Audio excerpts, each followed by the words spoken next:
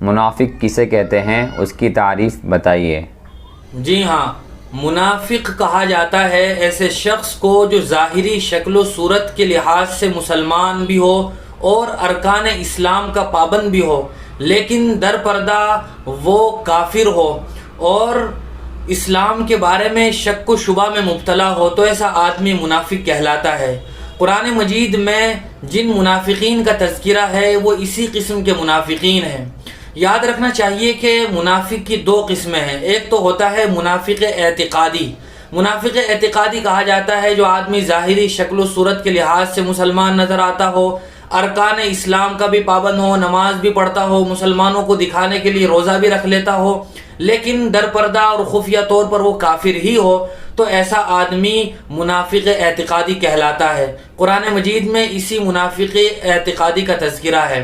اور دوسرا منافق ہے منافق عملی، یعنی اپنے اعتقادات کے لحاظ سے، عقائد کے لحاظ سے وہ آدمی پکا سچا مسلمان ہے، لیکن اس کے اندر ظاہری صفات وہ ہیں جو اللہ کے رسول صلی اللہ علیہ وسلم نے منافقین کی نشانیاں اور علامت بیان کی ہیں۔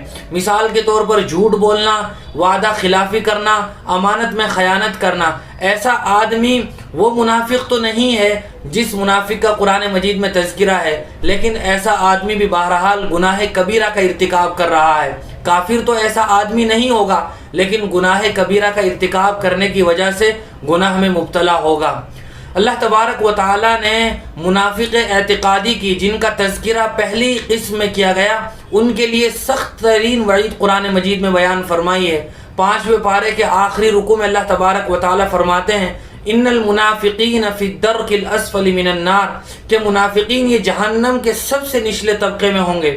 اور جب نبی کریم صلی اللہ علیہ وسلم ہجرت فرما کر مدینہ المنورہ تشریف لے گئے تو وہاں آپ کا جن منافقین سے سابقہ پڑا اور جنہوں نے در پردہ اسلام کے خلاف سازشیں کی وہ یہی منافقین تھے۔ اللہ تعالی ہماری ہر قسم کے منافق سے حفاظت فرمائے۔